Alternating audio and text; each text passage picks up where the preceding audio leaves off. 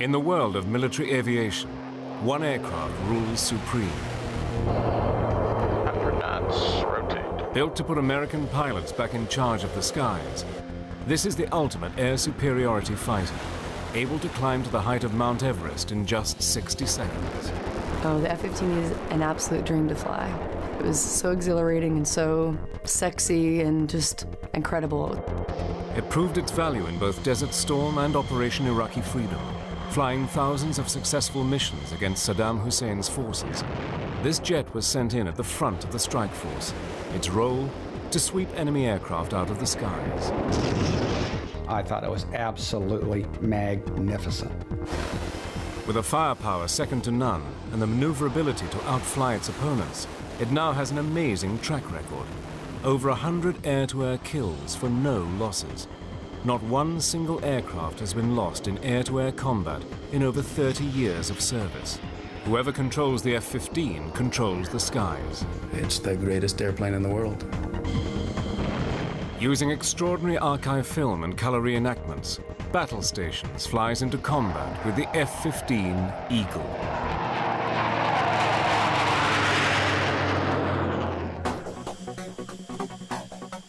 January the 16th, 1991, Operation Desert Storm. American air attacks on Iraq are poised to begin. Flying at the front of a great wave of coalition aircraft are 20 F-15 fighters. 50 miles into Iraq, their radar picks up enemy contacts. Captain John Kelk leads the flight of F-15s, and he is the first to hear the radar warning tone in his headset. Enemy fighters are targeting his plane. Got someone locked, interrogate, bandit. Kelk cannot be certain that the aircraft ahead are hostile, but as the jets close at over 1,400 miles per hour, the F-15 pilot is forced to decide. Should he shoot to kill? His radar shows a fighter flying aggressively up towards him, so he prepares for combat.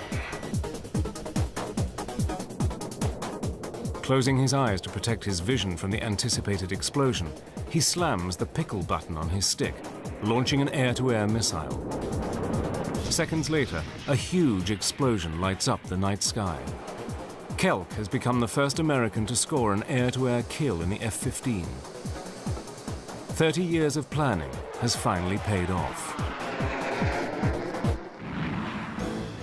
But the F-15 story begins decades earlier, deep in the Cold War years. 1951, and the Korean War was raging. American F-86 Sabre pilots fought pitched battles with Russian MiGs. These American pilots first learned their dogfighting skills during the dark days of World War II, and in Korea, they achieved an alleged kill ratio of 10-1 against the Soviets. 10-1 kill ratio that the F-86 had seemed to be something that was to be aspired to, but would never be matched, which seemed to be the benchmark. I mean, it was like Babe Ruth hitting 60 home runs in a season. I mean, who is ever going to break that record? Once again, the Sabres have proven more than a match for the Red Jets. Chalk up another for the Sabres with no losses of their own.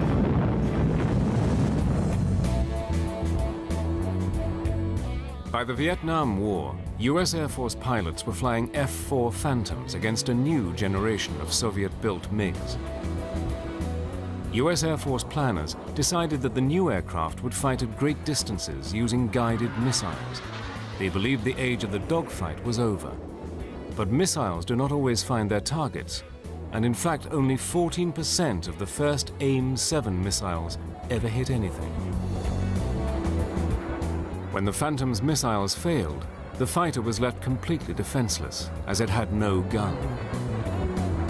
A fighter that doesn't have weapons isn't a fighter. And the issue with the F-4 in Vietnam, though, was that the Sparrow, the radar-guided missile, and the Sidewinder, the heat-seeking missile that the airplane carried, were designed to be shot against large bomber-sized targets at high altitude. When you take a system designed, optimized for that, and then employ it against small fighter-sized targets, highly maneuvering at lower altitudes, the results are not pretty, and they weren't pretty for us. Soviet MiGs flown by the Vietnamese lured F-4s in close, knowing they were soft targets. American pilots were not trained to dogfight. The knowledge acquired in Korea and World War II had not been passed down to this new generation of fighter pilots.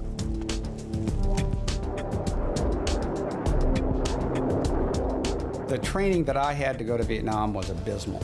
And the new pilots that came into their organizations that were supposed to be there to go fly air to air and dogfight with the MiGs, the training was not even as good as abysmal. It was just, in fact, non-existent. Without a gun and lacking dogfight skills, the American F-4s were dangerously exposed. If you're an F-4 pilot in the midst of a dogfight, you've used up your radar missiles, they all missed, which they always did, and then you fired a few of your infrared missiles, and by bad luck or because you didn't have a good position, they missed. Now you're out of ideas and out of ammunition, and you better go home because you're in trouble. They're going to get you unless you can get out of there, because you don't even have a gun to fall back on. The F-4 Phantom had originally been designed to down nuclear bombers. When pushed into a dogfighting role, its limitations became all too clear. The F-4, like almost all the airplanes that were designed to be electronic radar interceptors, had horrible visibility because the designers were totally focused on somebody with his head down in the radar scope, either the pilot or the guy behind him doing that. And all you needed windows for was to take off and land because the radar was going to be your eyes. Well, that's a quick way to a quick death in combat because the guy who kills you is never out front, he's always the guy who's behind you. These mistakes proved costly. Over 3,000 American aircraft were lost during the Vietnam War. For a good part of the war, we didn't get much better than 1-to-1 exchange ratio, which all things considered was a disgrace. The Air Force took it as a disgrace, and it was a disgrace. Air Force planners decided that things must change. They needed the ultimate dogfighting machine, a plane that could achieve air superiority in any theater of action. An initial batch of 500 designs were submitted for the FX, Fighter Experimental Program, but Air Force chiefs were not impressed. The 500 designs that were returned from the first request for proposal were all rejected because they simply did not break the mold. The Air Force urgently needed to regain the aviation advantage. Unexpected developments in Russia suggested that they were losing the race. At the 1967 Moscow Air Show, the Soviets unveiled their next generation fighter, the MiG-25 Foxbat.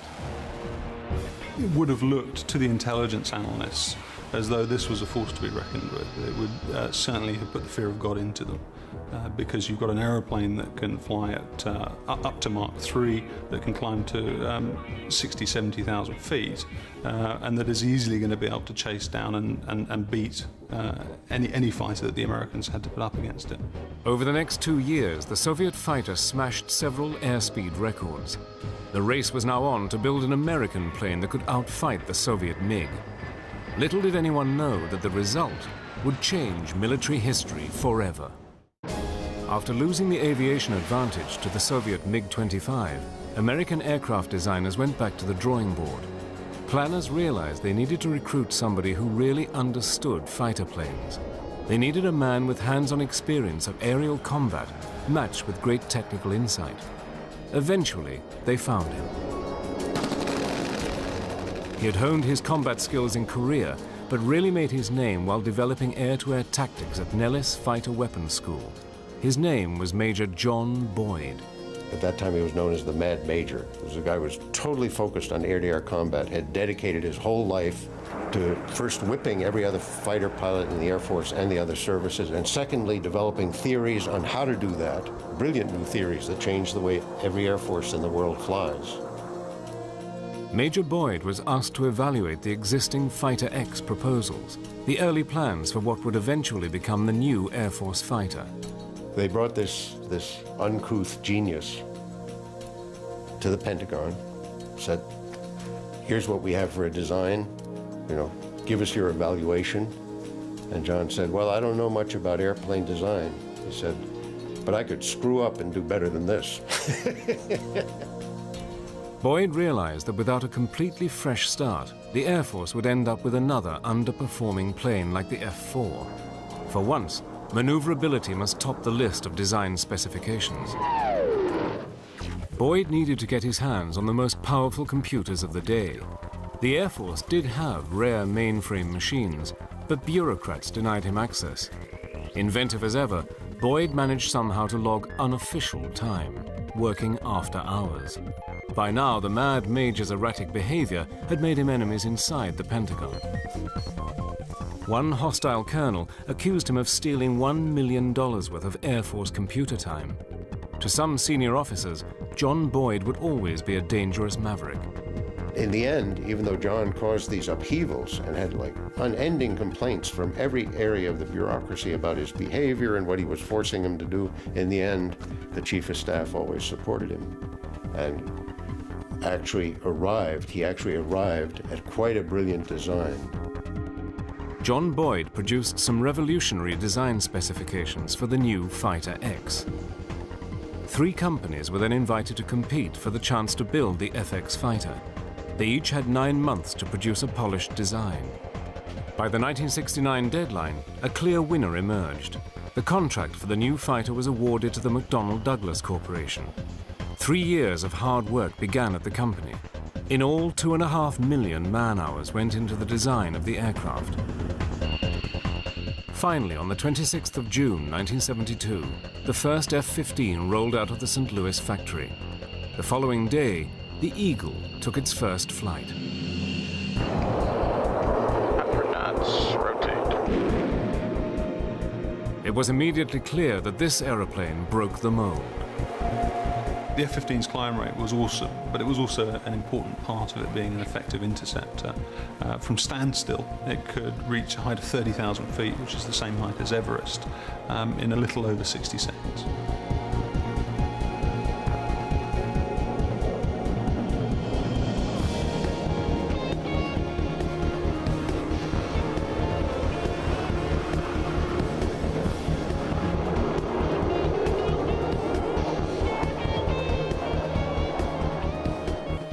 There had also been a revolution in the cockpit, with equipment designed to free a pilot from distractions.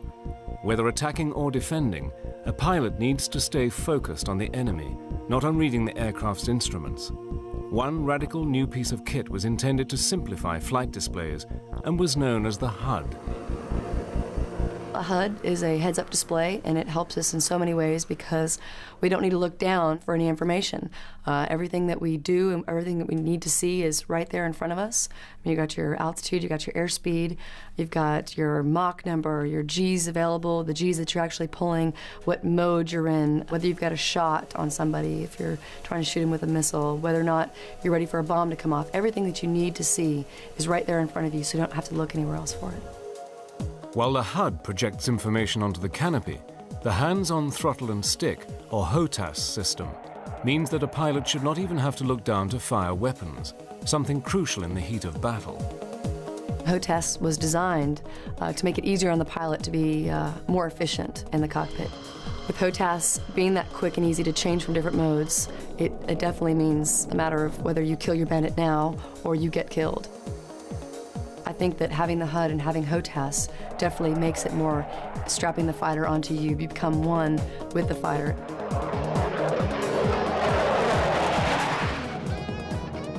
Pilots who had flown earlier fighters were immediately impressed with the F-15.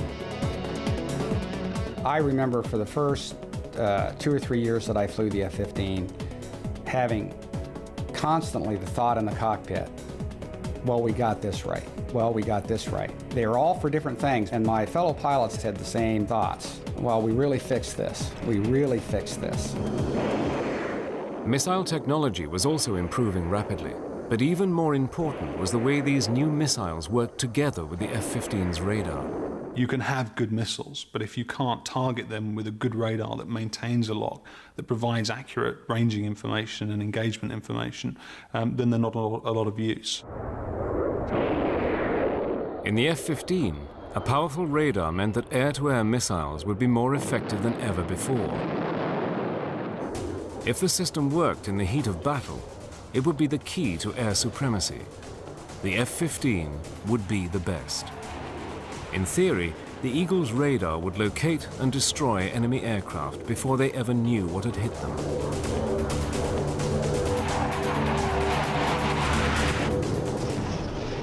To Dick Anderegg, this system was a revelation. In my F-15 checkout, I remember flying home and telling my instructor pilot, who had been in the other airplane, I have over 2,000 hours in the F-4. I have a combat tour in the F-4. I have 2 tours as a fighter weapons school instructor in the F-4. I have just flown my 7th ride in the F-15. I was never as lethal in the F-4 as I am right now after 7 flights in the F-15.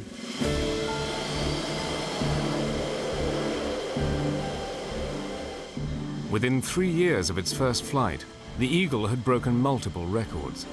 It took back all 8 time-to-climb records from the MiG-25, the very fighter it had initially been designed to beat. With performance levels like these, foreign countries were quick to express interest in buying F-15s for their own air forces.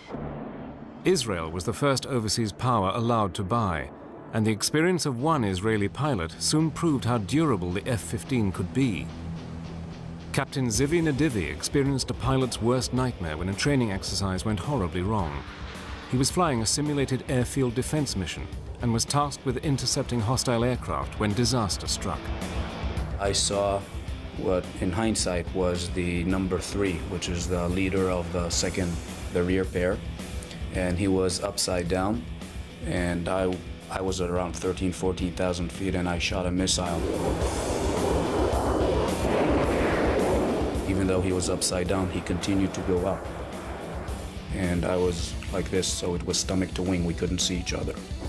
And we collided.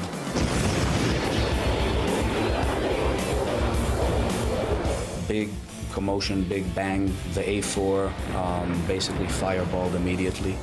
And I found myself with maybe 30 degrees nose down attitude, and the aircraft was spinning.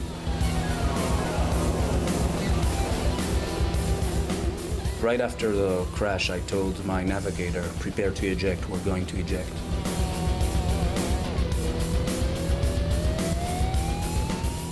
I opened afterburner, which is a totally opposite instinct when you're spinning towards the ground. Then the roll slowly stopped, and slowly I was able to bring the nose back up. I told my wingman to come close and to inspect me. There was a huge spray of fuel that was being drawn out of the wing, and it basically camouflaged what was going on there. Nadivi had survived the mid-air collision and now had partial control over his plane.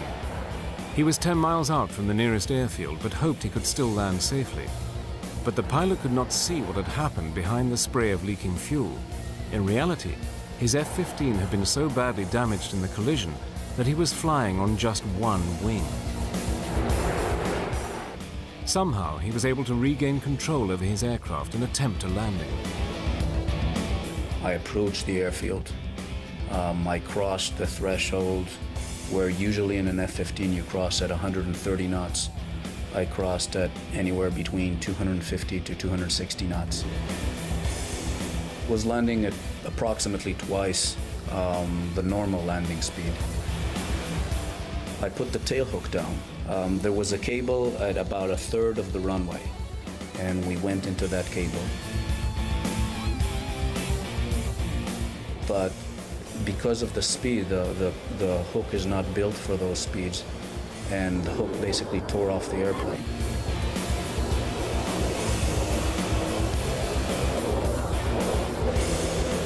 We stopped maybe 20 feet short of the barrier. As I was running at the last 50 knots, bleeding off, my wingman said, "You're not going to believe what you flew on."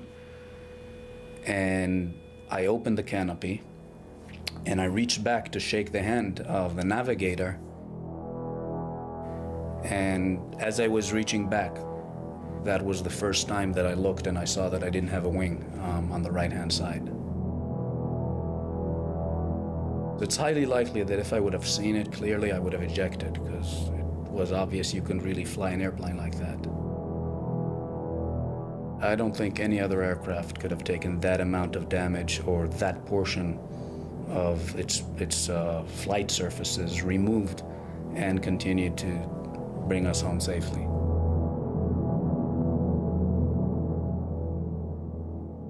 The best testament was a good friend of mine who was an F-16 pilot, and he crossed and he saw that there was no wing, and his first words was, "Can I transfer to F-15s?" In theory, it should be aerodynamically impossible for an aircraft to fly with one wing missing. McDonnell Douglas sent a team to investigate the incident. Their first inclination was it was a taxiing accident. It couldn't happen in air in the airplane. And only when they later went to analyze it and said, okay, the F-15 has a very wide body, and you fly fast enough, then you're like a rocket, then you don't need wings. The Eagle had done what was thought to be impossible. If a pilot could land an F-15 with just one wing, the plane should be able to endure unimaginable punishment on the battlefield. But nobody could tell at this stage how well the Eagle would perform against the feared MiG-25. The first good look at the MiG-25 came when a Russian pilot, Viktor Belenko, defected in his MiG-25 to Japan. The Japanese and the Americans hustled over the aeroplane, they dismantled it on the airfield, and what they saw and what they found was that it was an aircraft that was far less capable than they had originally thought. MiG-25s look weak on paper, but the Israeli Air Force was the first to challenge them in a real air battle. Since the creation of the modern state of Israel, the Middle East had been torn by bitter wars. Simmering territorial conflicts between Israel and her Arab neighbors periodically flared into violence. One such conflict broke out in the late 1970s, as Israel and Syria vied for control over the Lebanon. Syria possessed a modern air force with Soviet-supplied planes, MiG-25 Foxbats. The MiG-25, in my opinion, was a teaser.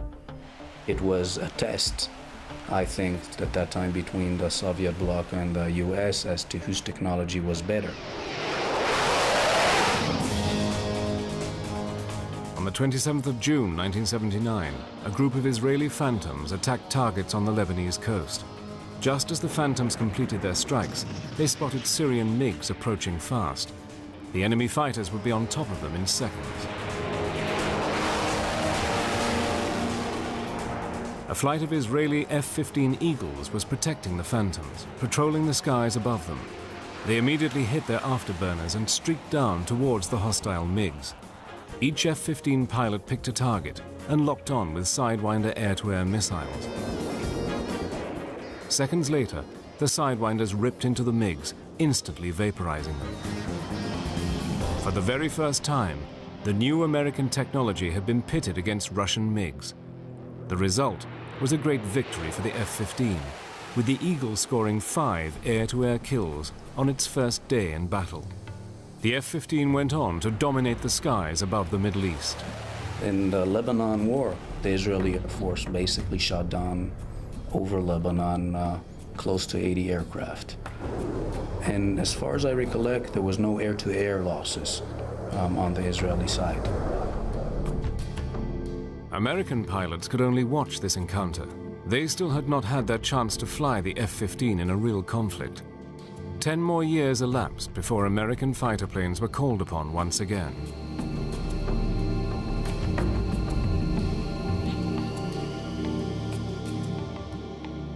On August 2nd, 1990, Saddam Hussein's troops marched into Kuwait City, looting and pillaging as they advanced. The US response was swift. Saddam could not be allowed to threaten Middle Eastern oil supplies, and there was a clear possibility he would order his troops to advance on Saudi Arabia. He had to be stopped at all costs. Operation Desert Shield was initiated, and one of the first directives was to deploy 166 F-15s to Saudi Arabia. Their job was to protect the northern Saudi oil fields from Saddam Hussein's advancing troops. As I report to you, air attacks are underway against military targets in Iraq. The F-15 would be critical to the success of the Desert Storm air war. American F-15 pilots have not yet flown in combat. This is their chance to prove they possess the right stuff. In 1991, American F-15s were the first planes sent over to the Gulf region for Desert Storm. Their job was to halt Saddam Hussein's advance and to help liberate the Kuwaiti people. Ranked against the F-15s was the biggest air force in the Middle East. Saddam controlled 550 combat aircraft, including MiG-29 Fulcrums, the very latest high-tech Russian-built fighters. Clearly, this would be a challenging new test for the F-15s. It was to be a meticulously planned air war with no room for error or confusion. TACC, the U.S. Tactical Air Control Center, drew up a 600-page air tasking order. This document was General Chuck Horner's route map for the air campaign. It listed every sortie, every target, all munitions to be used, and every supporting aircraft. General Horner, he was the designer of the air war, and he worked there in the TACC. He was there every night for, probably 15, 20 hours a day practically. And he or one of his other generals would come to me sometime and ask me F-15E specific questions. For example, can your airplane hit this target? And they'd show me a satellite photo or a map and a target description, and then I'd give them an answer, yes or no. And most of the time I'd look at it and go, sure, that thing's going to return radar. We've got good coordinates where it is. We can hit it. The goals of the air campaign were first get control of the air, because that enabled all other operations. Then the second goal was to debilitate the Iraqi army so they could not resist our ground forces when they went in to liberate Kuwait. And the third thing we did, which was sort of a side mission, was attack his weapons of mass destruction programs, nuclear, biological, chemical, and the Scud systems that could deliver them. General Horner assigned two primary roles to the F-15. F-15Cs, the pure air-to-air fighters, would ensure air superiority, while the F-15Es, their Strike Eagle cousins, would bomb heavily defended high-value targets. On the 17th of January 1991, the plan went into action as President George Bush Sr. ordered a strike against Iraq. Mike Smith was working in the Tactical Control Center. He liaised with the F-15 squadrons, passing them their target information. The first few nights, the big concentration was the fixed Scud sites. We wanted to knock out all the fixed Scud sites in western Iraq. I believe that Israel threatened to use nuclear weapons in retaliation to a Scud attack, say, that carried biological or chemical warhead. And as a result of that, I could see why the immense pressure was put on us about the Scud missiles. A wall of metal, a wave of F-15 fighters was called upon to sanitize Iraqi airspace ahead of the strike force. The Eagles would be kept very busy through the night, fighting at the leading edge of the Desert Storm air battle. We went in as part of the first wave of 24 F-15Es to go in and strike targets, and our targets were fixed Scud sites along the western border. Rich Horan's flight sped towards Iraqi airspace. Before they could cross, a difficult operation had to be completed. One of the scariest things was just air refueling. It was very dark, moonless night, and there were a couple people had close calls with just potential mid-airs with the tanker and each other as we're doing this. Only some very careful flying saved the mission from near disaster. The Eagles still had 200 miles to go before reaching the Scud sites.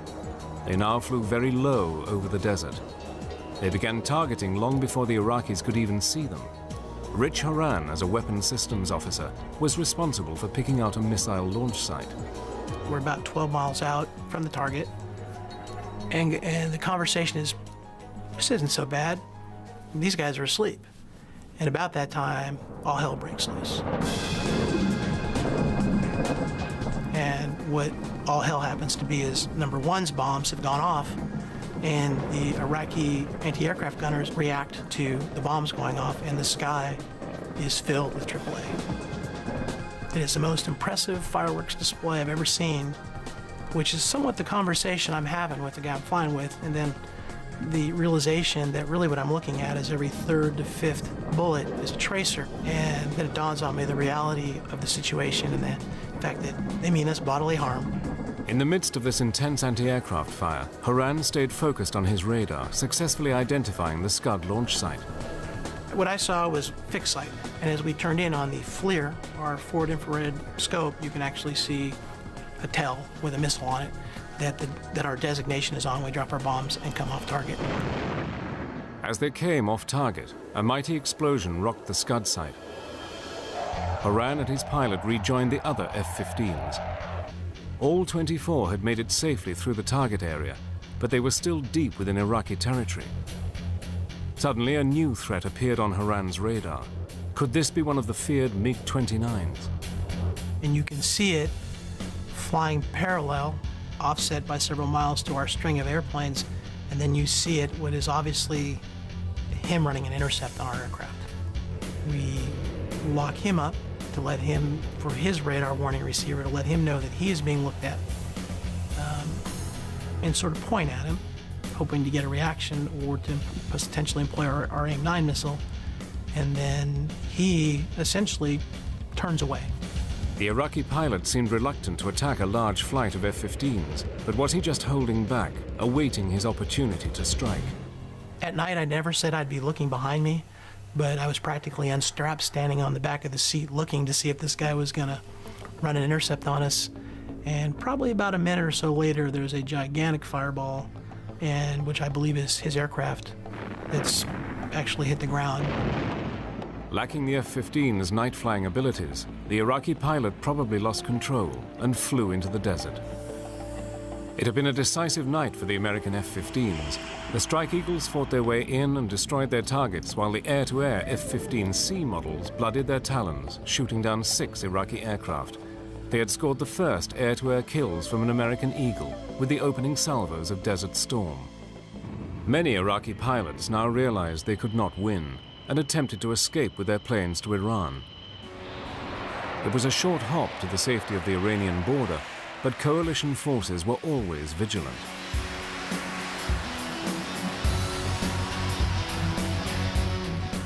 On one patrol, Lieutenant Colonel Thomas Dietz spotted several Iraqi aircraft making a break for Iran. We were given a heads up by the AWACS controller that some Iraqi aircraft had taken off from an airfield north of Baghdad. We got within range to shoot at them. We shot before we got into visual range. The initial missiles that we fired were unsuccessful. So we wound up essentially rolling in behind these 4 Iraqi aircraft, about 1.5 miles behind them. Shot them with heat-seeking missiles. The new generation of missiles had a very high accuracy rate, so Dietz was astonished when he saw his shots miss the Iraqi planes. I could see the warheads detonate from the missiles, and then the Iraqi aircraft continued to fly. And I was figuring maybe I was snake bit here, that got into such a position and the missiles didn't seem to work. Well, I probably had temporal distortion, because just a few seconds later, a little flame started trickling out the back of the aircraft on the left, and then flame trickling out the back of the aircraft on the right. And just a few seconds later, huge fireball, followed by the second aircraft doing the same thing. At that point, I was just about to pronounce myself the world's greatest fighter pilot, at least in my own mind, when I thought maybe I ought to look around and see if there are other Iraqi aircraft flying around. And I remember as I started looking to the left, right there, not far from me, within a half mile, was an Iraqi aircraft that had his nose pointed out in front of me, which made me initially think, oh, this guy could shoot me with a gun. Having shot down one Iraqi fighter, Thomas Dietz then spotted another flying straight towards him. He needed to react fast, thinking the enemy might open up with his gun at any second. So in my mind began going over the maneuver I'd have to do to defeat this threat, is when I realized that this was just the front half of an Iraqi aircraft. There was a bunch of flame streaming out the back.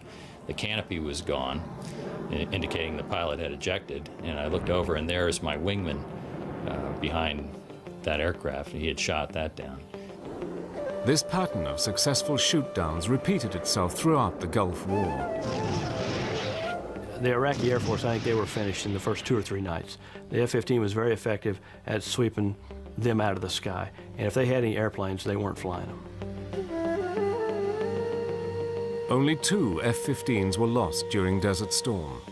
That losses were so low was testament to the skill and training of the Eagle pilots. They flew an amazing 2,400 missions in total and ensured that the Iraqi Air Force was largely confined to the ground. The F-15 definitely proved itself in the Gulf War. I think it had a reputation before the Gulf War of being a force you did not want to reckon with. Coming out of the Gulf War, that reputation was clear in everyone's mind worldwide. Kuwait had been liberated and Saddam subdued, but the power struggle in the Gulf region was far from over. The US Air Force continued to fly over Iraqi airspace on Operations Northern and Southern Watch. For 12 years, they kept a careful eye on Iraq's military activities.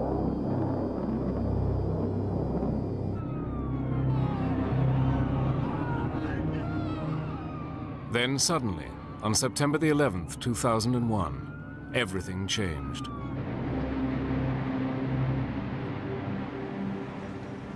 Freedom itself was attacked this morning by a faceless coward, and freedom will be defended. Make no mistake, the United States will hunt down and punish those responsible for these cowardly acts.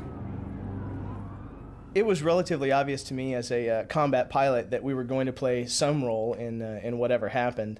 At that point, obviously, we didn't know where the attacks had come from or who was at fault or even what we were going to do about it. But I was relatively confident that if we were going to take any kind of military action, that F-15Es were going to be part of it, and I was hoping that I'd be able to be part of it as well. Well, after 9/11, obviously being the first time that we as a country have been attacked on our own soil in quite some time, every country is going to respond when something like that occurs to them.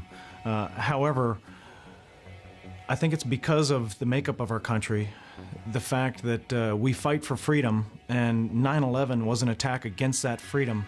It did bring us together, and it brought us together in a very good way.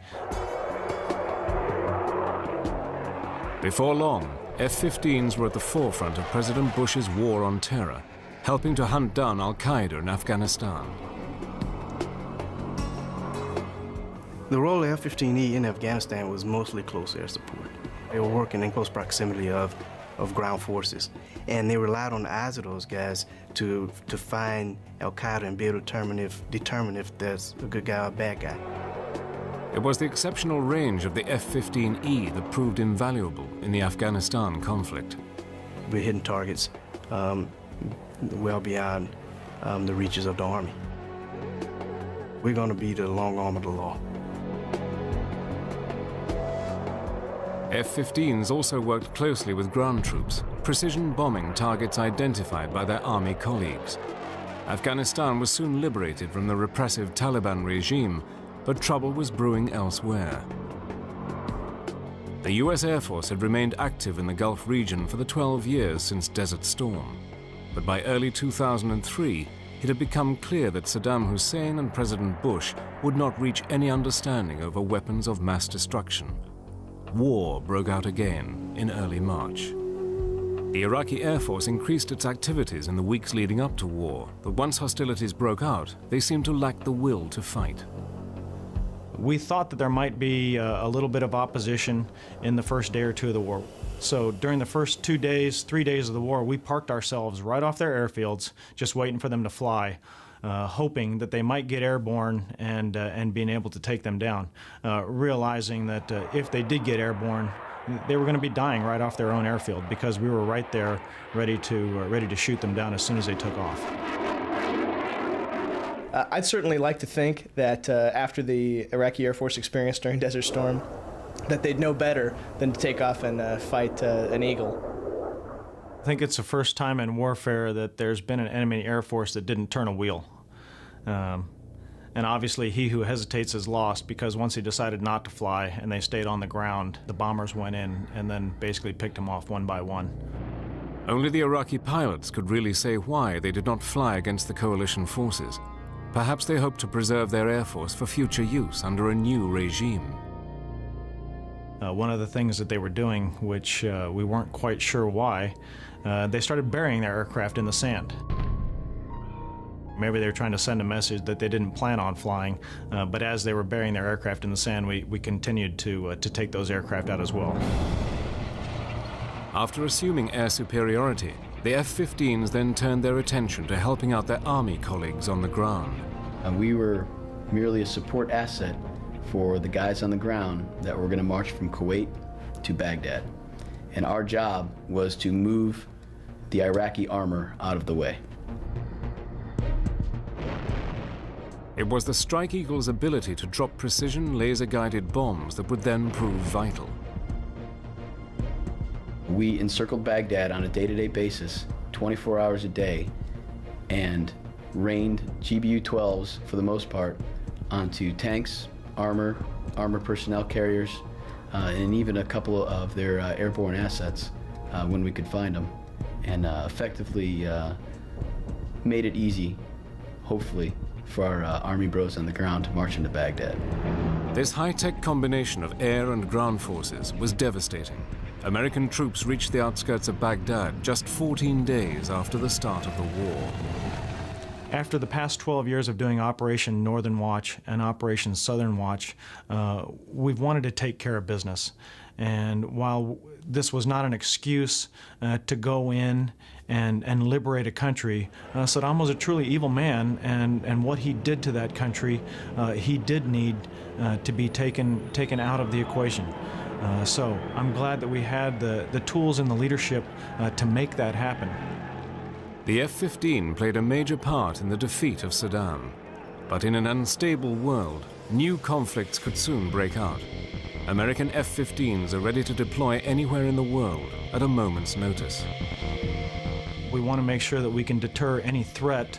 We're continually making sure that when we go out and train, that we will be the best on the block, that nobody can challenge us, and that every time we go out, we will have air supremacy, that we will own the sky and own the battlefield. No other aircraft has rivaled the Eagle for air supremacy, but new fighters are being developed and may one day surpass the F-15. Meanwhile, new technology and continuous training will help the Eagles to stay at the top of their game. I want to go out and I want to be able to totally dominate the enemy. If we're going to have a fight, I don't want it to be a fair fight. We want to go out and we want to dominate.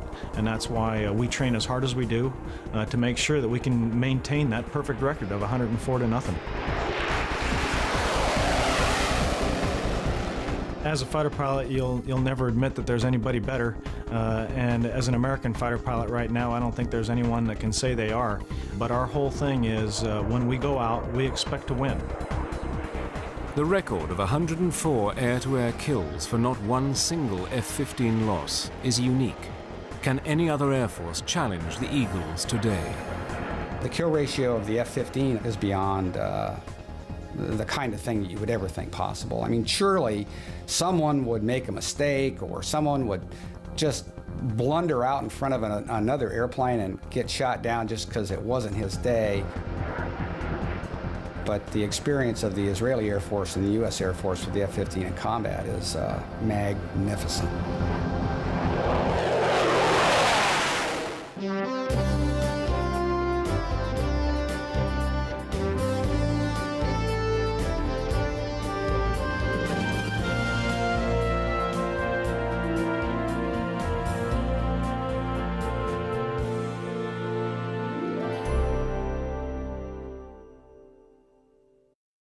Interestingly, I had no desire to be a pilot in my younger days.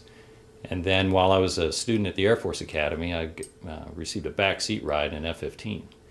And as soon as I landed from that mission, I knew that that's what I would want to do. If someone would pay me to do this, if I could make a living flying this airplane, that would be fabulous. And that was a real turning point in my life. It was really the start of my professional career, I think.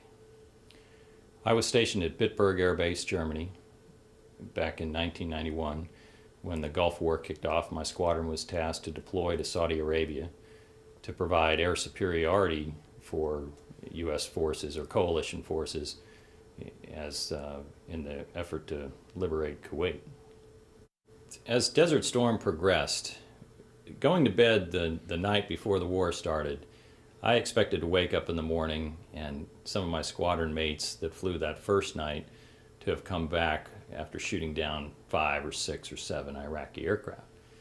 When most of them came home without having shot down anything, I was quite surprised. As the war progressed, and there were a few more engagements, it became apparent that there weren't going to be many engagements. And now it was more like a situation of who was going to be so fortunate as to actually have the opportunity to do what we had trained for over so many years. I've flown the F-15 C model, actually the A through C model, which is strictly an air superiority, an air-to-air fighter aircraft. I've have a little over 3,000 hours of flying that airplane. And like I said, it's strictly an air-to-air combat aircraft. It doesn't carry air-to-ground weapons. It carries up to 8 air-to-air missiles as well as a 20mm cannon. And we focus exclusively on the ability to shoot down other airplanes. That's our mission. My wingman and I, approximately 3 weeks into the war, we were on combat air patrol trying to prevent Iraqi aircraft from flying to Iran.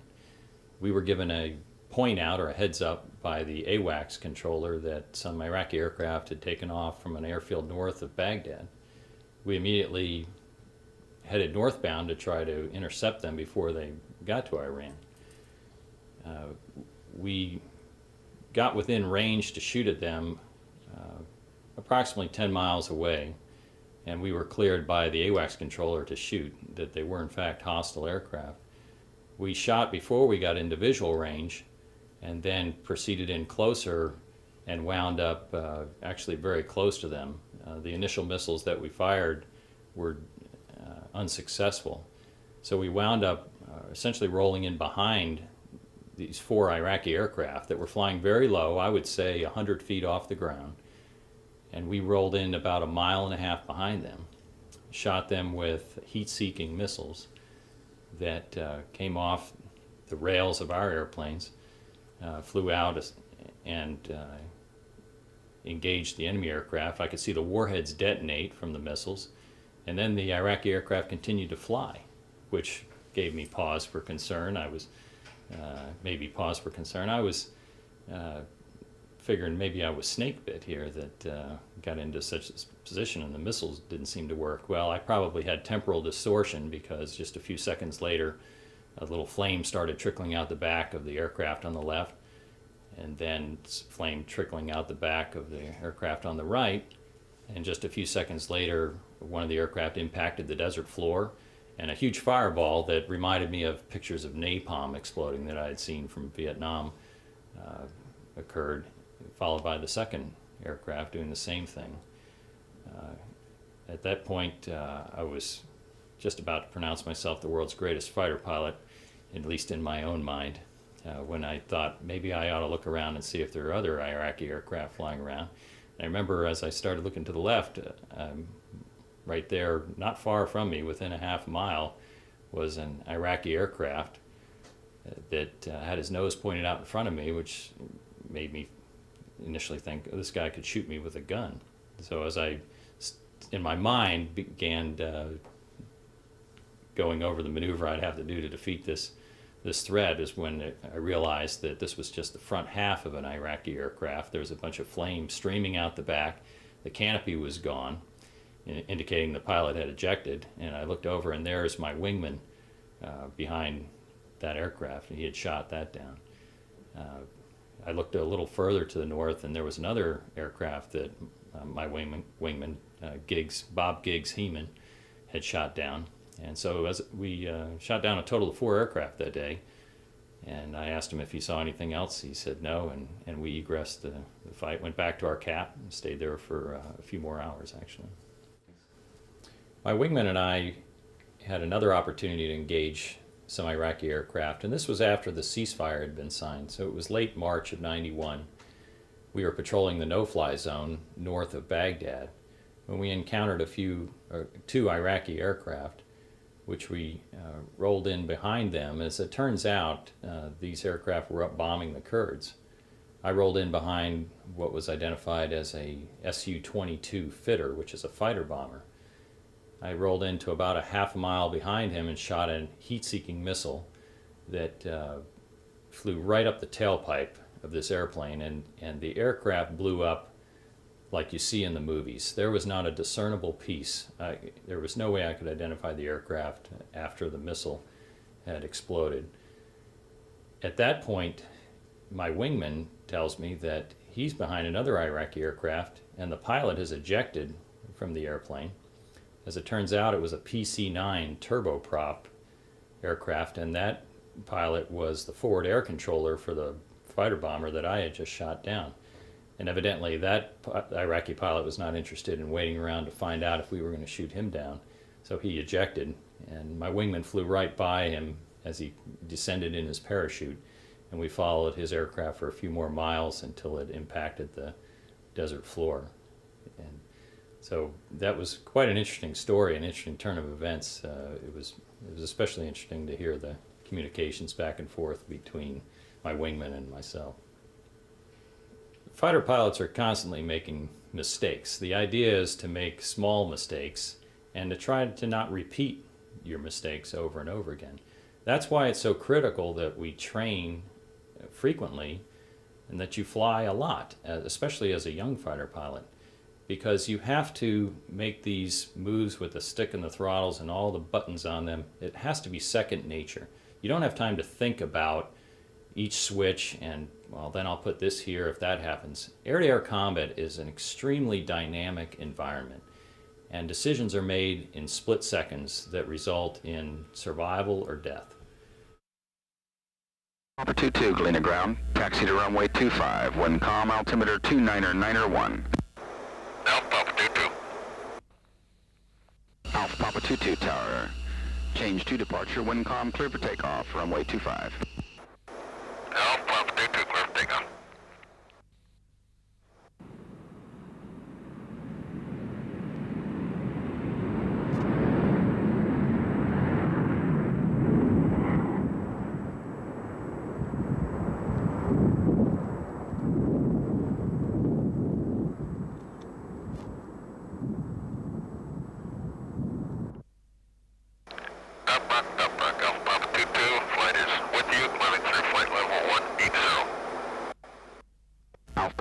Flight or radar contact. Check weapons safe. Climb Angels 35. Vector 330. Set speed Mach 0.83. Mission refuel.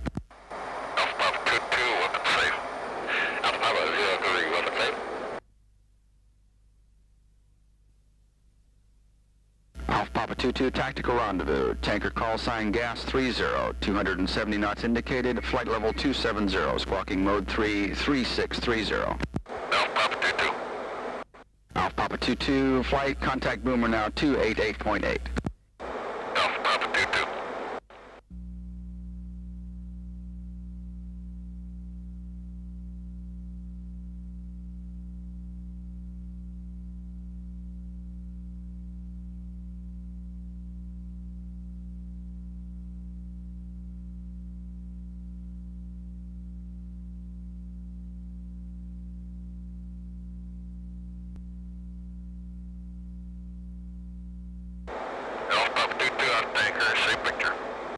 Alpha Papa 22, left 25, ID 2568.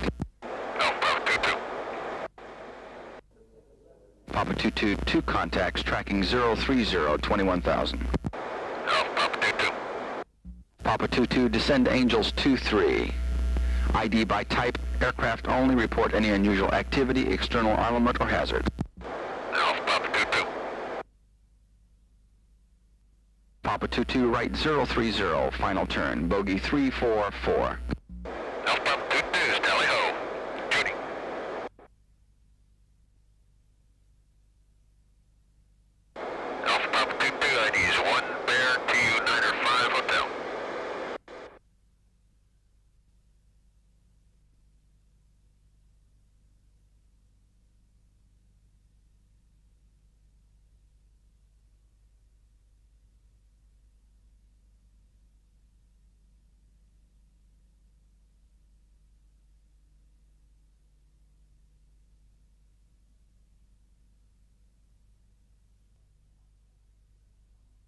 Alpha Papa 22 flight, come off south, vector 140, Angels 35, mission RTB.